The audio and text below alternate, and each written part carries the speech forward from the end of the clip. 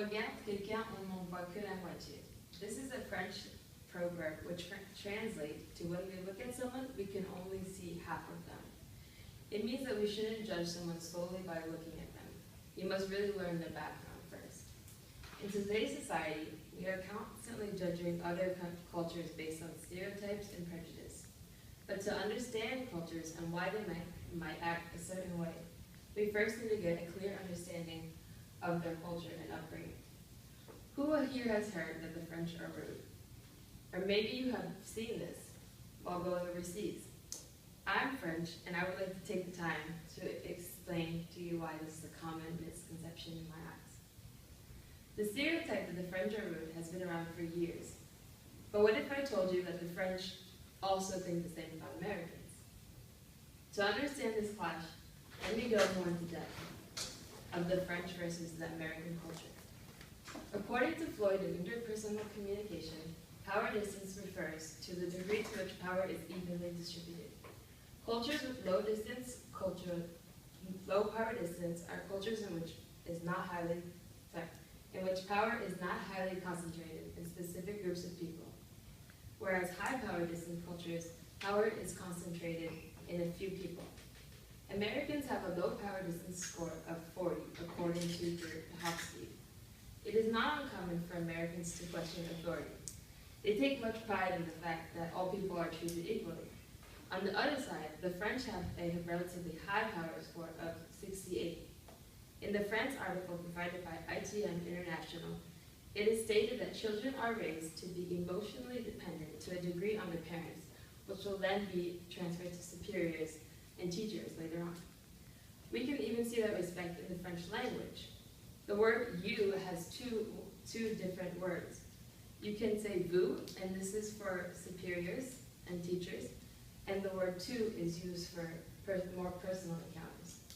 Because of the difference in the power distance, the French can see Americans as rude. From being an parent parents, I know that children never question their parents, and they're very obedient. So when the French tourists see children misbehaving, we automatically see it as a lack of education on the parents' behalf.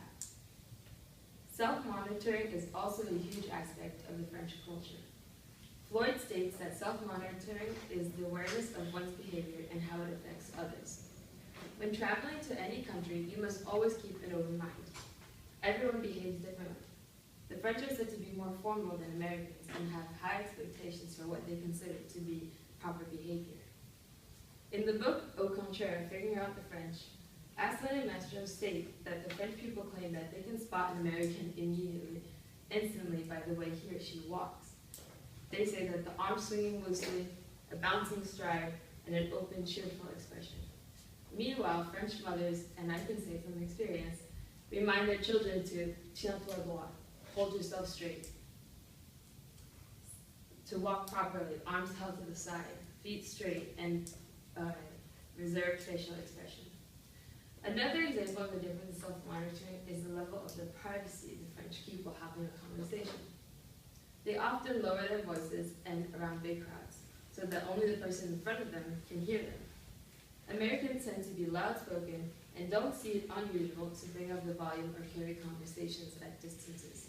So in this situation, you can see that the French can see the Americans as rude, as they feel that they don't know how to adjust themselves in different situations. The French language can also be intimidating and portray the French as rude. But it's important to know that the French are very expressive and passionate when they talk. In Au Contraire, Figuring Out the French, Aslan and Mastro say that even in the family circle, voluble arguments and intense crossfire are fairly common modes of communication. Basically, the French like to disagree, while Americans prefer harmony and agreement. Vive la différence is a classic saying, meaning the French like difference and find uniformity dull. I hope that today I have been able to clarify the differences in the French and American culture, and why the stereotype that the French are rude exists. When looking at a new culture, keep in mind that different power levels, self-monitoring, and the difference in mannerism of the language can affect your view of them.